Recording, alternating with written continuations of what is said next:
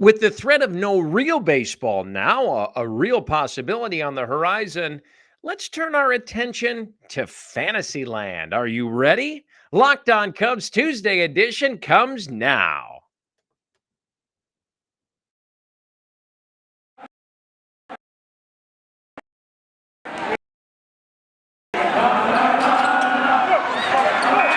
Cubs Podcast, part of Locked On Podcast Network, your team every day.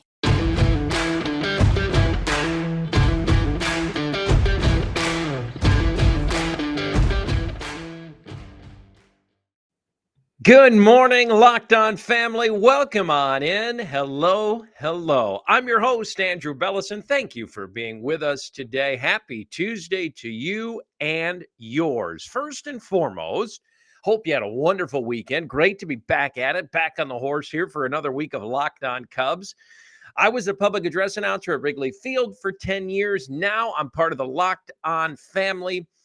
Part of the Locked On Cubs family, as a matter of fact, as proud host of Locked On Cubs, part of the Locked On Podcast Network. I want to thank you for making Locked On Cubs your first listen each and every morning. It means the world to us. Great stuff today. Lockout update coming later in the show. Two sides meeting again. Now for a week straight into the second week of daily face-to-face negotiations. Did you tune in over the weekend? Looks like the two sides took a step back. Bad news. Ongoing talks as we speak. Who has the best starting rotation on paper in the National League Central? Thoughts on that? Cardinals, Brewers, maybe Cubs. I want to delve into that a little bit too. Special multi-part series that we're going to get going on starting today. Want to ask you to please join us on social media at Locked On Cubs, at Chicago Cubs PA. Engage with us. Reach out. Let's talk baseball. Let's talk NL Central. Let's talk Cubs, our favorite team every day. Reach out to me. Let me know what you like, what you don't like, what you're feeling, what you're not feeling. We'll always be respectful of each other's opinions, but I'd love to hear from you guys. And it's so fun to engage with you on social media. Check us out on YouTube as well. Our Locked On Cubs YouTube channel has some great content there as well. So please check us out on YouTube. As always, free and available wherever you score your favorite cast. So please continue to check us out. So, lockout talks, update coming shortly. No good, bad news, backwards over the weekend. Where do we turn? We need baseball, right? Spring is in the air. Back in Chicago here this week. The sun is out. It's supposed to be 40 plus degrees again today. So with no ball, what are we supposed to do? Well, let's go to Fantasyland. Close your eyes and imagine with me for a moment. Fantasy baseball is huge. And I think into March, here we are, no pitchers and catchers reporting, no spring training, the MLB season in jeopardy of actually losing real games. How did we get here, by the way? So with no real ball on the horizon, I thought it'd be fun to turn to Fantasy 2022 outlooks. Fantasy baseball is huge. Now, let me preface this by saying I just started playing fantasy baseball for the first time since high school again last year. And as you can tell by the grays up top, I'm a far removed from high school. So it's fair to say I'm likely not the best person to be taking fantasy advice from. However, with no real Major League Baseball, this is all we have. How do you draft your team? Do you pick from the talent pool regardless of the team they play on? Do you look at preseason rankings? Do you look at advice from so-called fantasy experts? Do you call your buddies and your friends? Do you grade players out on your own? How in-depth do you get with this? Well, here's the deal.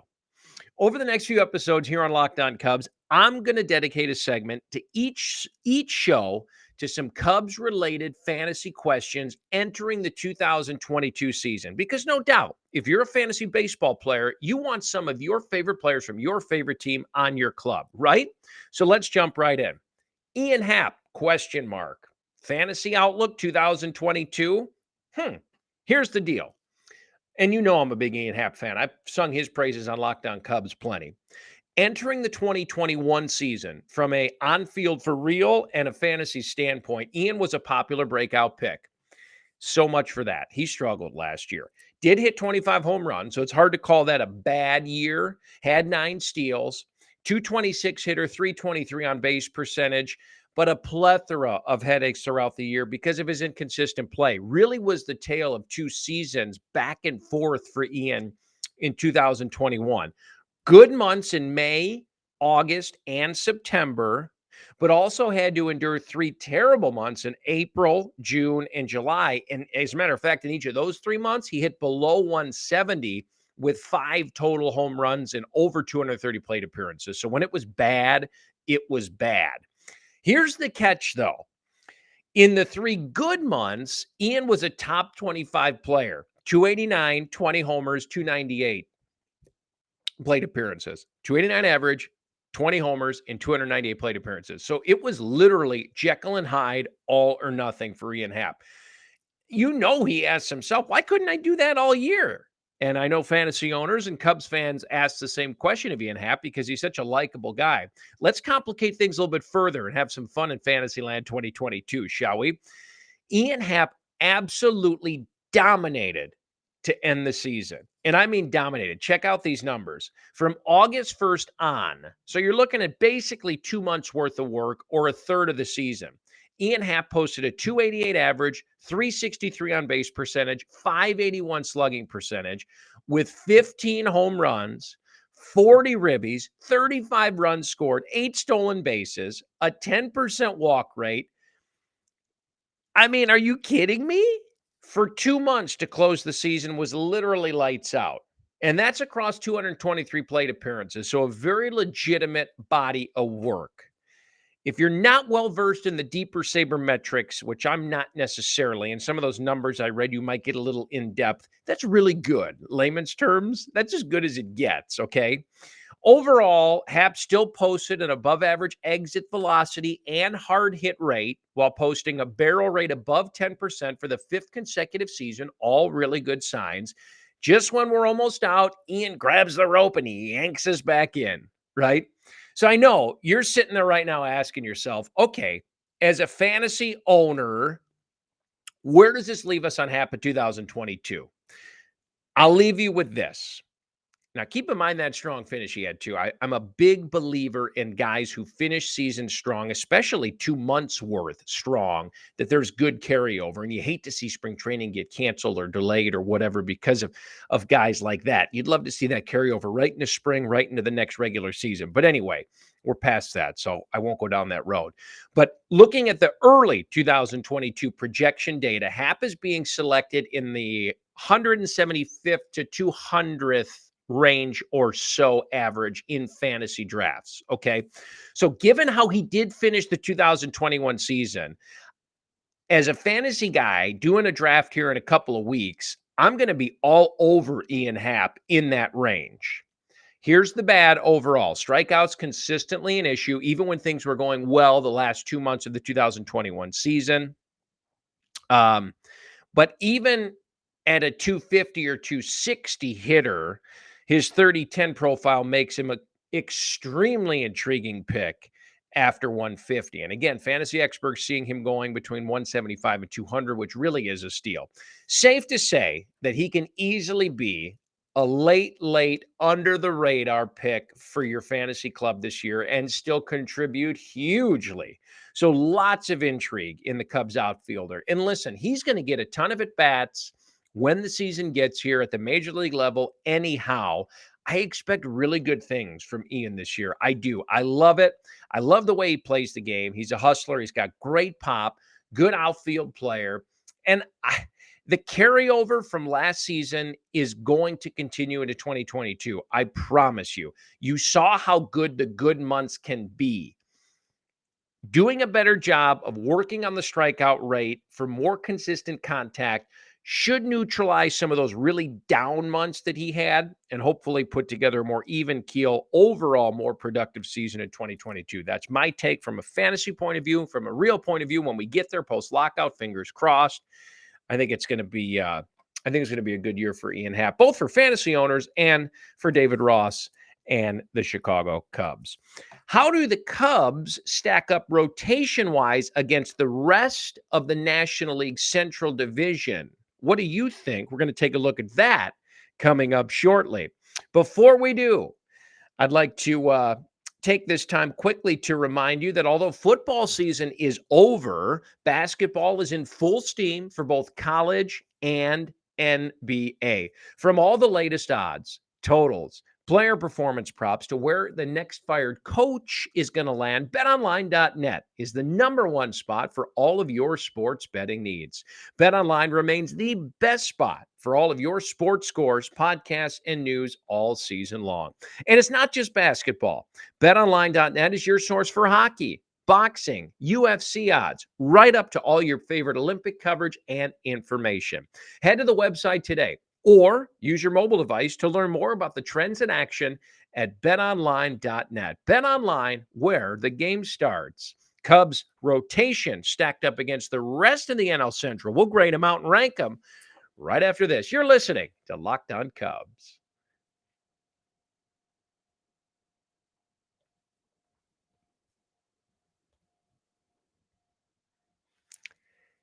Welcome back into Locked On Cubs. I am your host, Andrew Bellison. Thank you for being with us here today. What a wonderful Tuesday. Happy Tuesday to you. Thanks for making us your first listen each and every morning on your way to work, on the train, in the car, on your iPhone, at home, making breakfast for the kids, feeding the dog. We love that you tune in. I love spending the morning with you, and I mean that. So please know how much this time of day means to me, and I hope you enjoy it as well. Check us out on YouTube as well. We got a really cool YouTube page, Locked On Cubs YouTube, some fun stuff there. We are free and available wherever you download your favorite podcast. At Chicago Cubs P on Twitter, at Locked On Cubs. Reach out to us. Let's have some fun. We'll be respectful of each other, of course, but please engage with us on social media. It makes things a lot more fun for me to be able to talk to you. Before we go any further, I want to take the time quickly to remind you that Locked On MLB Prospects host Lindsey Crosby is a prospect encyclopedia, and he's going deep on the MLB stars of tomorrow, such as some of the Cubs greats, Brennan Davis, Pete Crow Armstrong, et cetera, et cetera. It's free and available where you get your podcast. So check out Lindsey Crosby on Locked On MLB Prospects. Good stuff there. So we continue today with the first part of essentially a multi-part series, 6 parts, if you will. What we're going to be doing is taking a look at different sectors of the Cubs club and how they stack up and rank versus other NL Central teams. And we're starting with the starting rotation. So we're going to grade out the National League starting rotation in the Central Division and where the Cubs stand compared to some of the other clubs. Okay. It's a deep, deep look at the NL Central, essentially, and how these clubs look on paper, because quite frankly, we have nothing else but to grade them on paper because we don't have any real spring training ball or otherwise to go by. These other categories that we're going to use as we go along will be bullpen, manager, et cetera, et cetera. But I wanted to start with rotation. How do you think the Cubs rotation stacks up? Obviously, took a big boost with Wade Miley, took another big jump with Marcus Stroman, had Kyle Hendricks in the house already. Let's first take a look at some of the other clubs in the National League Central. Arguably, in my opinion, probably 1 and 1A in terms of starting rotation. And we're going to start up north with the Milwaukee Brewers. The first thing to notice is that the projection for the Brewers pitching staff is a 22.4 F-WAR, which is much better than the Cardinals, who a lot of people think may have the second or third best rotation in the National League Central Division. So that's for overall pitching staff. Even with a projection that probably undersells the talent in the Cardinals' pen, the Brewers clearly have a better pitching staff, in my opinion. Why, you might ask? Top of the rotation. And it's a very simple answer because these guys are literally as good as it gets. And it pains me to say it because we have to see them so many times each year and they're so damn good. Probably as good a 1-2 punch as you're going to see in all of baseball let alone in the National League. Brandon Woodruff and Corbin Burns. And if you're a Cubs fan, which I know you are, we've seen plenty of these guys already and the damage they can do around the league. Brandon Woodruff, this is insane, finished 5th in the Cy Young voting, and he's the second best pitcher on the team behind Cy Young Award winner Corbin Burns. It's quite a rotation for the Brewers. And they're right there for number one in terms of best 1-2 punch in all of baseball at the top of the rotation. But check this out. Freddie Peralta, who's essentially their third in line, all he did last year was strike out 195 guys with a 2.81 ERA and a sub-1 walks and hits per innings pitched. And he doesn't even crack the top 2. Yikes. By the way, those 195 strikeouts came in 144 in the third inning. So the guy is a power machine. That is why the Brewers have the best pitching staff rotation-wise in the National League Central Division. I'm going 1A for this next team, not 2. I'm going 1A, I think. This is the classic glass half full or glass half empty debate, and it's with the Cardinals. They lack a true ace at this point in terms of projection, and that hurts them a bit in my book. Jack Flaherty has the best projection in terms of projected success for the 2022 season. Adam Wainwright, as a 39-year-old pitcher last year, as we all know, was absolutely sensational. And he left us all as fans scratching our heads saying, how the hell at 39 years old does this guy keep reinventing himself and doing things that we don't expect him to do? He's projected for a solid season again in 2022, but you have to think there's going to be some regression as a 40-year-old right-handed starting pitcher with all those miles. Let me say this. The flip is you could still potentially have one of the better 1-2 punches in the whole game, let alone the division, with Flaherty and Wainwright, depending on what two guys you're going to get. If you were guaranteed to see 2019 Flaherty and the Wainwright from last season's 3 months, they'd probably be 1A plus compared to the Brewers, because that'd be a heck of a 1-2 punch in terms of their rotation. But again, Wainwright's going to be 40, and we need to see another full season from Flaherty, in my opinion. So there's your 1-2. Brewers, Cardinals. Where does that leave the Cubs, the Reds, the Pirates? That's who else we've got. I'll go 1 Brewers, 2 Cardinals, and we'll call 2A the Reds rather than 3A or 3. They're a little bit higher. A lot of people think the Reds have one of the better staffs in the division, which is very arguable. And listen, they lost Wade Miley to us, and that's a total under the radar kind of thing, which is a big deal, which we've talked about at length. So I'm going Reds as 2A or third best in the National League Central Division. Sonny Gray, Luis Castillo, Tyler Mahle, Victor Gutierrez. It's a really good group of arms. Again, the Miley thing, very under the radar loss. I think Reds fans would love to have him back. Cubs fans are stoked that he's part of the rotation here on the north side. Jeff Carr, my buddy and peer of Locked On Reds, host of Locked On Reds, still bitter about the Wade Miley thing, right? So that brings us to the Cubs. We've got Brewers, Cardinals, Reds as 1, 2, 2A/3. The fan in me is hesitant to now, as it's stacked up, call the Cubs the second worst rotation in the division, because I don't believe that at all. So I'm anointing them the third to go along with the 2 number 2s, or the 1A/2 2s, however you want to put it. Here's why. Marcus Stroman, number 1. Wade Miley, number 2, not talked about enough. This was a huge waiver deal early on in the offseason. Hendricks' bounce back in 2022 is inevitable, in my opinion. Even if he doesn't regain the form he had of 2 or 3 years ago, the numbers he put up last year will be significantly improved upon in 2022. So you've got a great 1, 2, 3. And Marcus Stroman told Locked On Cubs on Twitter that Hendricks is the 1, he's 2, and you got Miley 3. That's a great 3-headed monster at the top. Back end is going to surprise you as well, in a good way. Mills, Alzolay, Braylon Marquez, etc. Very interested to see how the back end of that rotation slots together, which will then trickle down to see how the bullpen pieces together as we get towards spring training and move towards the regular season at some point. But there's a lot of quality young arms that do have some major league experience in the back end of that rotation as well. And they're only going to be better now with Miley, Stroman, and Hendricks at the top. Plus, I'm not 100% sold on the fact that they're not finished spending. Some of the money that is going to be reinvested into this team after the lockout could still go into the rotation for an under the radar, team friendly deal kind of guy that really could surprise us. So I think that the Cubs are, it's not fair to call them the fourth best rotation in the division. I think they're a little better than that, but for the sake of ranking, I'll go with that. But I love the group that they have, and I really expect good things out of them this year. I really do. Now, for the Pirates, well, what do you say? They're clear-cut number 5, bottom feeder.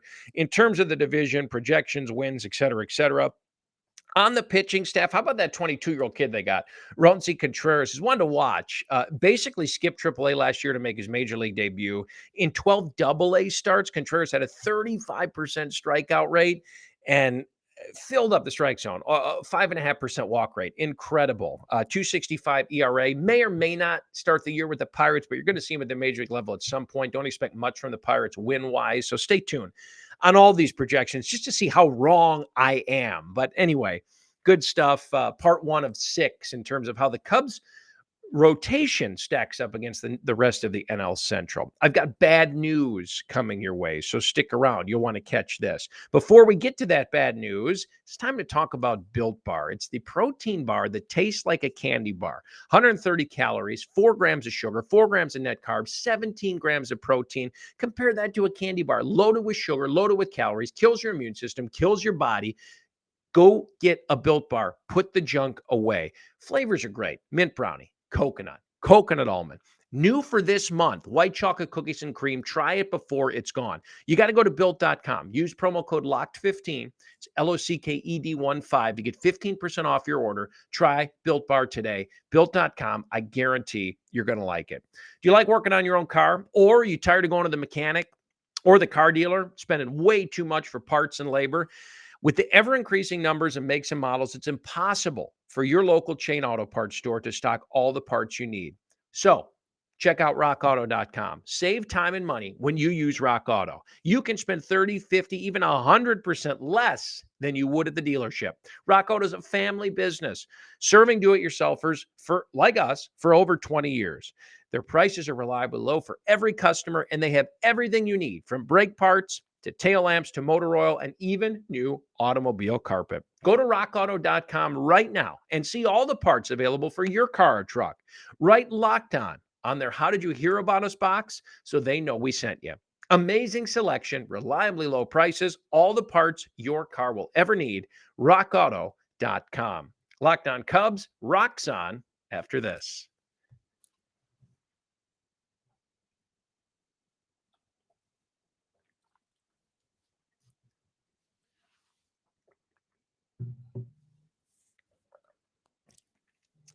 Happy Tuesday again. Welcome back in. This is Locked On Cubs. I'm your host, Andrew Bellison, former public address announcer at Wrigley Field, now proud to be part of the Locked On Cubs family, part of the Locked On Podcast Network. Join us on social media at Chicago Cubs PA, at Locked On Cubs. Check us out on YouTube as well. Our Locked On Cubs YouTube page has a lot of fun stuff. You can watch me babble for a half hour rather than just listening. So how fun is that? Locked On Cubs, free and available wherever you download your favorite podcast.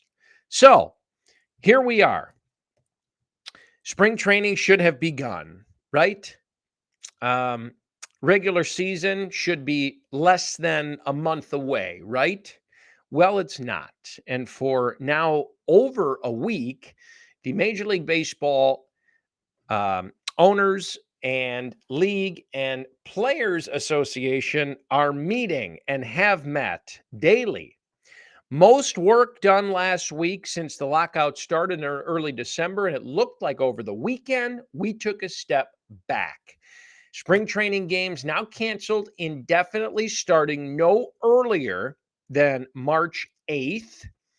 The Cubs spring training season was supposed to have begun 3 days ago, March 26th, against the Dodgers, and it will not. Sides are in Jupiter, Florida, still continuing to meet daily, and it doesn't seem like things are getting done. We've talked at length here on Locked On Cubs about what some of the issues are in terms of the luxury tax, et cetera, service time for players. The rhetoric is now starting to catch up. We've been tuned in to Jeff Passan on Twitter at Jeff Passan for a lot of the great work he's been doing in terms of lockout updates and the like here as the weeks have rolled on.